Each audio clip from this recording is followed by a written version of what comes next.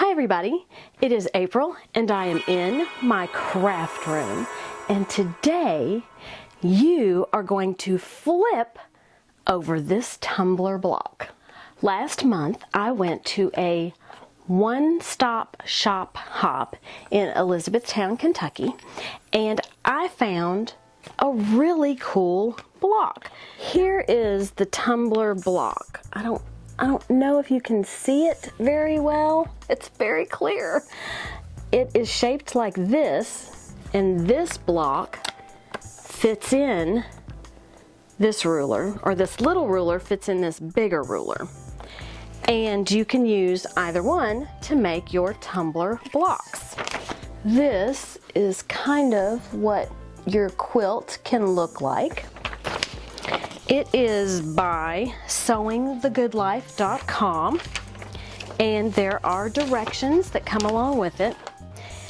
And when I saw it, I thought it looked kind of cool. It looked like it would go together fairly quickly. And it did. As a matter of fact, after I went to this one-stop shop hop, I went on a retreat, and on that retreat, it just so happened a lady that was there also had the same set.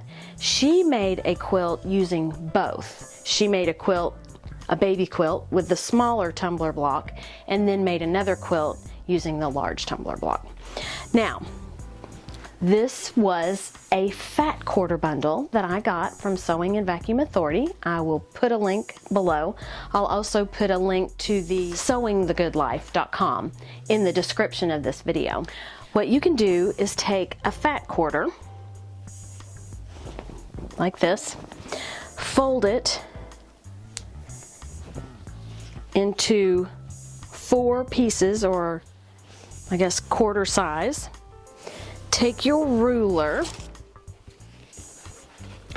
and cut 4 blocks using a fat quarter.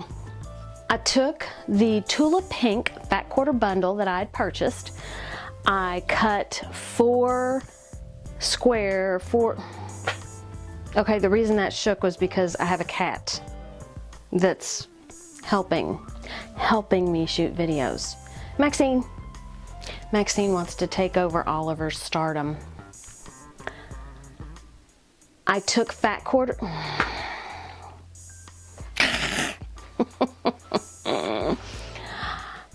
I took the Tula pink fat quarter bundle, folded each of the fat quarters that you see here into 4ths, and cut these tumbler blocks and put it together.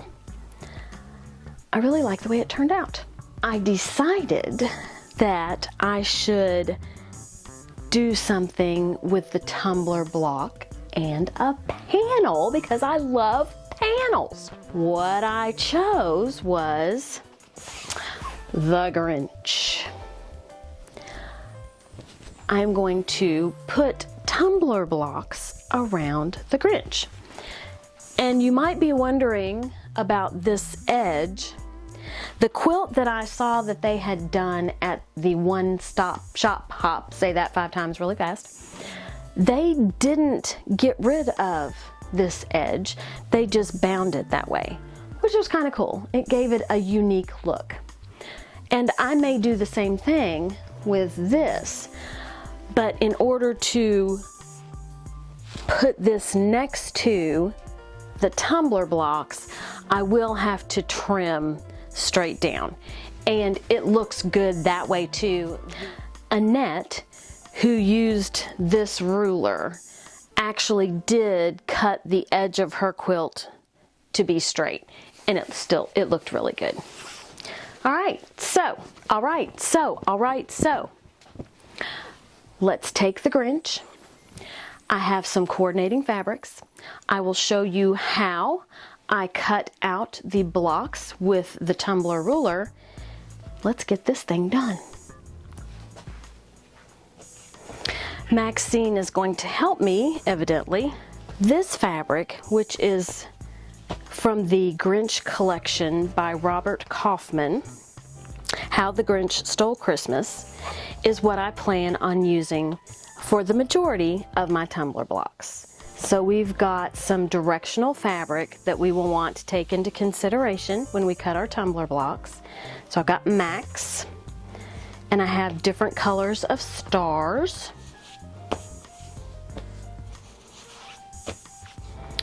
I have this Grinch print. This is peppermint that I'm considering. Depends on whether or not I need more blocks. It is not Robert Kaufman. And then I have the Max in red. The first thing I'm going to do is I'm going to take my big ruler. Now normally I would just cut this way, but Max is going the opposite way. I will want to get past this point when I cut this fabric because I don't want Max to be sideways. So I will line my ruler up on this edge. I'll make sure that I don't have any pieces that are past this point, and I don't see any. This is where my Fiskars rotating mat is going to come in handy. So I'm going to put Max down. So upon further inspection, I see that this selvage comes quite a bit inward. So I want to make sure that I am past this selvage edge when I cut my fabric. Cut. And then here, I've just found it's easy to backtrack to get that edge off. Do make sure that you cut your corners because these corners make it really easy to match when you're sewing. And be careful not to stretch your fabric when you're cutting because it's really easy to do when you're focusing on trying to get a straight edge. And here I have my 4 blocks. So your blocks will not be put together this way. Your blocks are going to be opposite. So you'll have one block with the short side up and then another block with the short side down. And when you put these blocks together, it isn't straight. So these corners help you match exactly where it is that you need to line up and sew that 1/4 inch seam. So you line up the corner of this edge and the corner of this edge, and this is where you will sew your 1/4 inch seam. You open up your block after sewing it and it lays perfectly. And you can see I have the 1/4 inch seam on the back.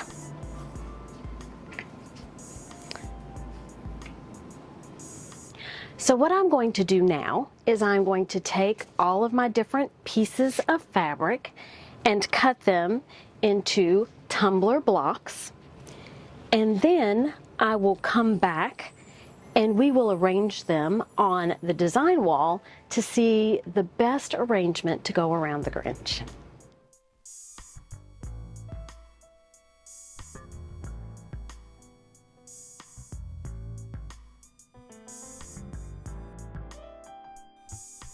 So this is what I have been doing before I start adding the row of tumblers. I'm going to put a border around the Grinch. I am really liking this black with the red and the white and the green. I am going to put a border around him, and then I'll get a row on either side and see what it looks like, and we'll go from there. When I added the border to my panel, I did not fully acknowledge the implication that had to the length of my rows under it, or the number of rows I would need beside it. However, that enabled me to use the small tumbler block. And it just adds a little bit of interest around the quilt. I think I will still have to add another tumbler block to this. And off to the side, Maxine, she breaks the thread every time on my machine, so I have to rethread my machine. I have a short of her doing it. It's the first time I've done a short, so yeah, just a minute. Okay, back to the regularly scheduled program. So I'll probably have to add a tumbler block to this, but I'm gonna wait until I do on this side what I did on this side. So here you can see I cut the portion of the tumbler block that went out and came in and went out and came in. I just laid my ruler here and then lined up a seam on my ruler along the inside, so when it comes in, that's where my ruler would be, along a seam and then where it comes in. And I'm gonna show you what exactly I did while I was doing that.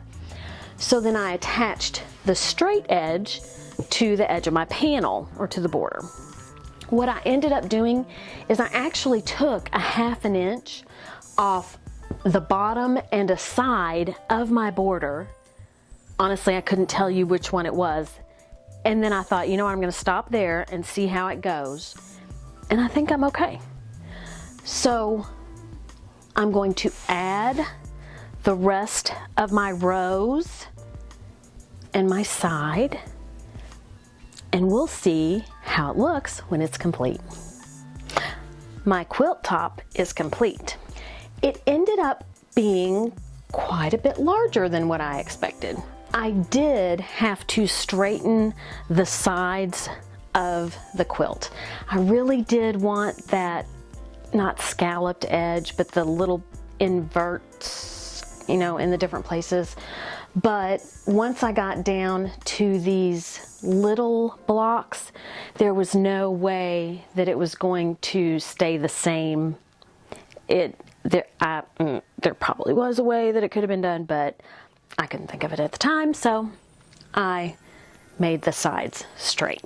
I think that it would be really cool to take this tumbler block ruler and maybe do a black and white quilt.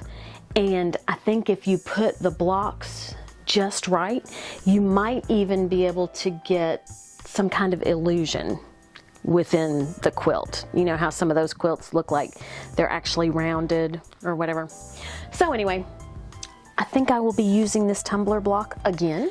So this one from sewingthegoodlife.com, it's got the small ruler and it's got the larger ruler. So I really did like the fact that I could take this smaller ruler, have the same kind of block, and if you can see, it's just a smaller version of it. So it kind of broke up the bigger version. It might even be cool to have a row of the larger blocks and then a row of the smaller blocks, and larger, smaller, larger, smaller. The only thing I don't like is there's not a hole in this so that I can hang it up. But, you know, I think I'll get over that. Have a great day. Eat some chocolate and be kind to everyone. Until next time, bye.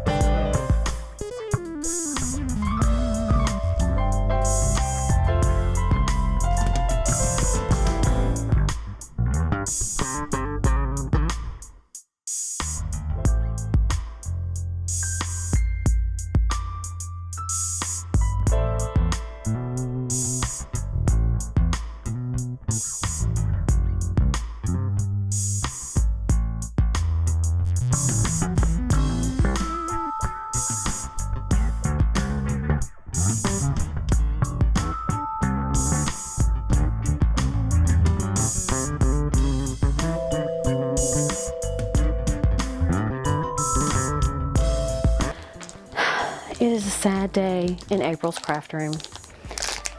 I have to eat a baby Ruth. And when I eat a baby Ruth, I think of Caddyshack. Need I say more?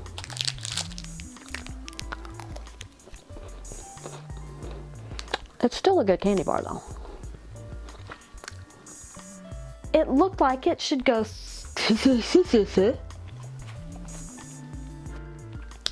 pressed so.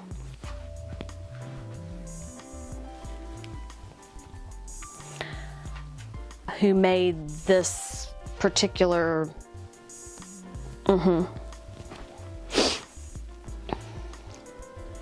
It ended up